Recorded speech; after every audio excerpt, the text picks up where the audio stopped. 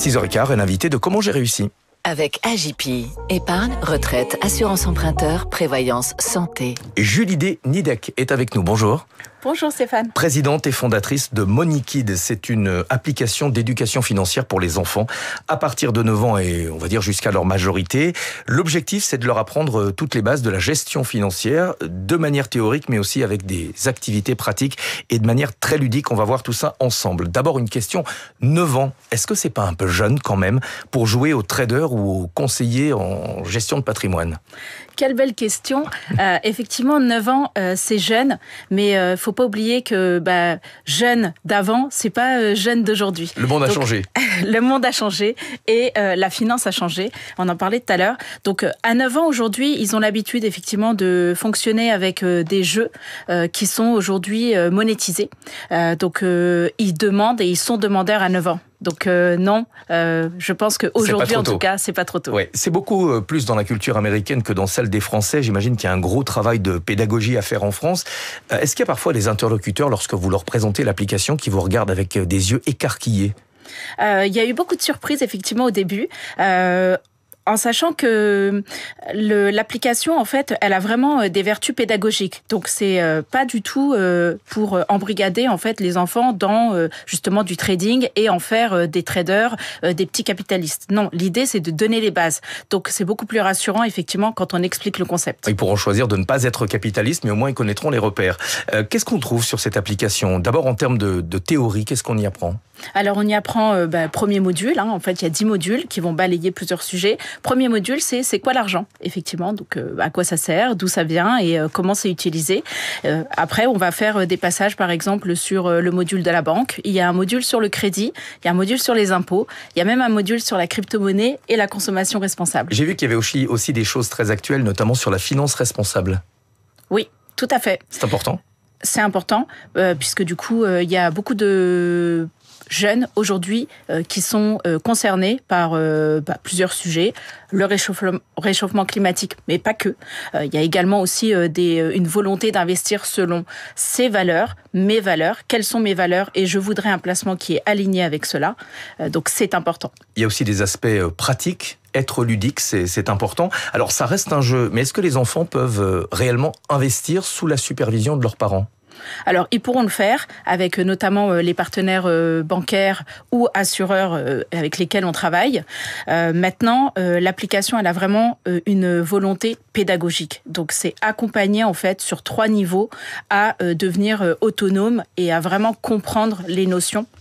Ouais. L'application fonctionne sous le contrôle des parents, mais est-ce que les parents ont toujours le bagage, la connaissance nécessaire pour accompagner leurs enfants sur ce type de sujet? Eh ben Stéphane, vous touchez du doigt justement ce qu'on a mis en place chez MoneyKid. L'idée, c'était justement que les parents soient acteurs, mais pas que. C'est-à-dire qu'il y a des possibilités de challenger son parent aussi sur les quiz enfants et de dire challenge ton parent.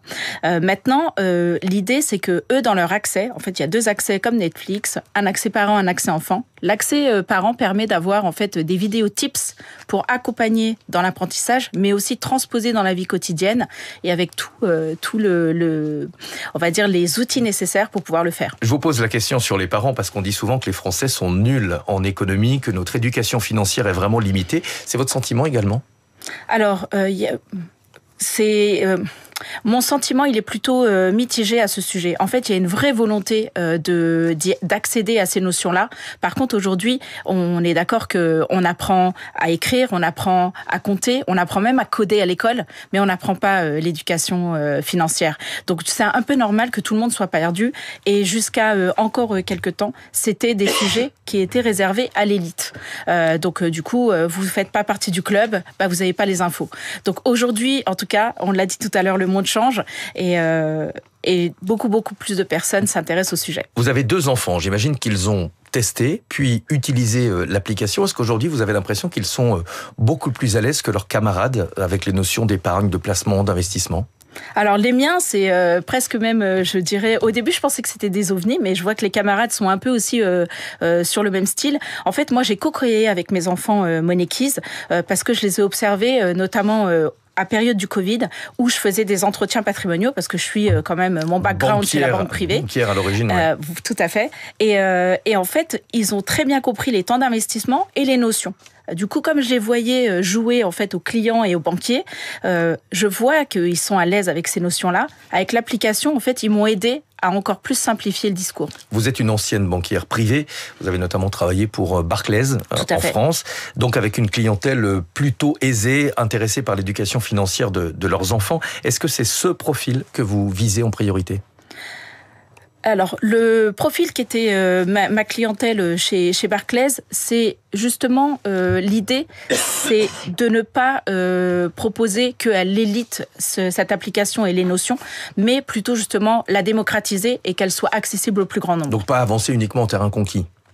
Clairement, et puis ne pas donner à nouveau accès à un outil aux enfants de l'élite en fait. Vous êtes une banquière, je suis un journaliste économique, on va parler argent. Quel est le coût de cette application ? Est-ce que certaines fonctionnalités sont payantes ?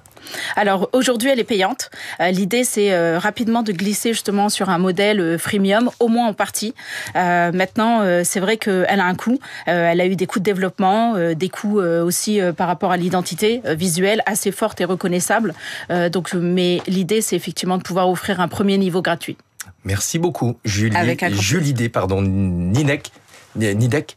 Alors c'est Ninek. Ninek, désolé, j'ai écorché votre nom. Présidente et fondatrice de Moneykeys, application, on l'a dit, d'éducation financière pour les enfants. 6h21.